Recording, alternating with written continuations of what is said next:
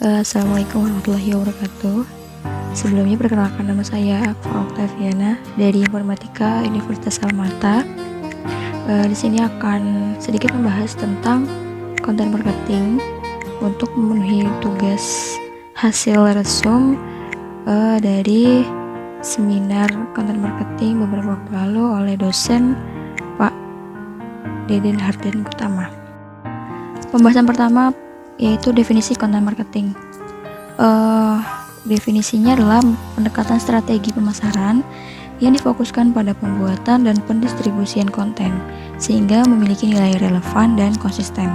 Pada poin kedua, menurut Junelius tahun 2011, konten marketing adalah proses secara langsung dan tidak langsung mempromosikan bisnis atau merek melalui konten, bisa berupa teks, video, atau audio yang bernilai tambah baik secara online maupun offline.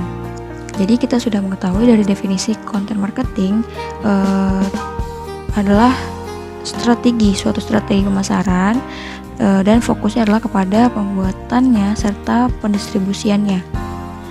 Berdasarkan bentuknya terbagi 3 jenis. Yang pertama long form, contohnya seperti blog, artikel, ebook, dan lain-lain. Yang kedua adalah short form, seperti update sosial media, gambar, dan lain-lain. Yang ketiga adalah bentuk percakapan, seperti sharing konten, partisipasi dalam diskusi aktif, atau forum online.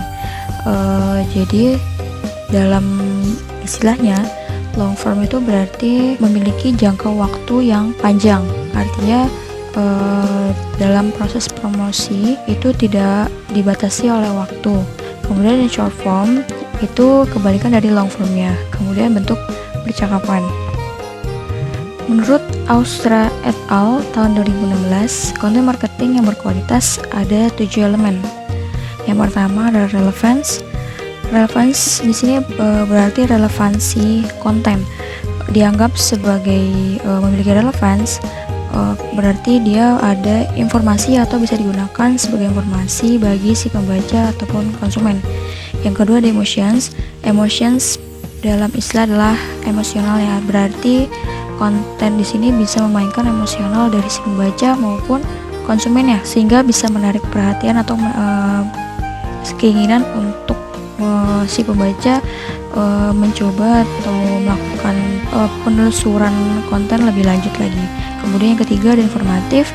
Informatif secara istilahnya di sini adalah konten dapat memberikan informasi tentang pengetahuan, keterampilan. Dari informatif disinilah si pembaca maupun konsumen akan menentukan keputusan, karena informasinya sangat berguna atau hanya sekedar isi saja gitu. Yang keempat ada intelligence. Intelligence berarti di sini adalah kontennya memiliki kemampuan bisa tersampaikan kepada pembaca maupun konsumen. Jadi si penulis, si pembuat konten itu bisa menyampaikan seluruh informasi atau seluruh isi artikel maupun konten itu tersampaikan kepada pembaca, dan juga proses pembuatannya ini bisa melalui mesin atau teknologi. Kemudian ada reliability. Di sini istilahnya adalah reliability, yaitu kehandalan. Kunci dalam membuat konten yang memiliki kualitas tinggi itu adalah kehandalan dalam pembuatannya, karena sifat dari konten itu juga harus bisa diandalkan dan juga memadai. Kemudian ada uniqueness. Uniqueness ini secara bahasa kita sudah tahu bahwa artinya unik. Nah, di sini selain unik, ada tujuannya, yaitu sebagai positioning. Positioning itu adalah strategi untuk menciptakan citra perusahaan dan produknya di dalam benak si konsumen maupun pembaca gitu. Artinya dalam unik ini sasaran yang dituju tidak hanya mengarah kepada individu, tetapi juga bisa ke perusahaan-perusahaan lain maupun ke bagian-bagian staf tinggi seperti pemerintah maupun yang lainnya.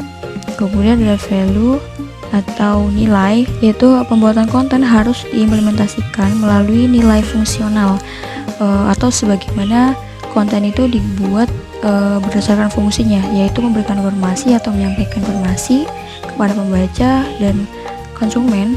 Juga ada nilai emosionalnya. Kembali lagi seperti emotions, nilai emosional berarti konten juga bisa memainkan emosional dari si pembaca gitu, supaya bisa menarik perhatian ataupun bisa mengambil keputusan bahwa konten ini cocok atau konten ini mudah dipahami, mudah dimengerti, atau tersampaikan dengan benar dan jelas.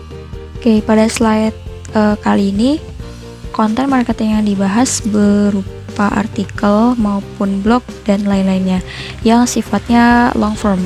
Oke, jadi alasan penting untuk bisnis pertama, investasi jangka panjang atau juga tadi disebut dengan long form.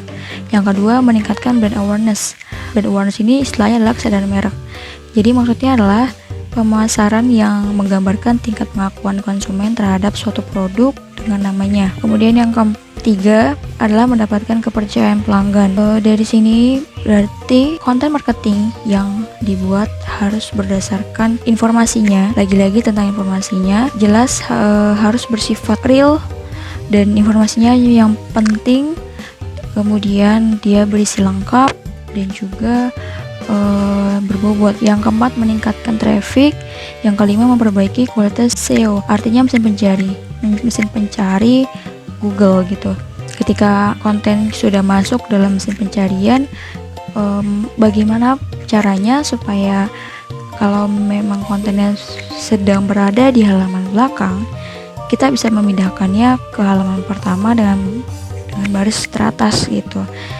Di situ menandakan bahwa halaman pertama dengan barisan teratas itu berarti konten cukup berbobot, cukup berisi, dan banyak orang yang merekomendasikannya.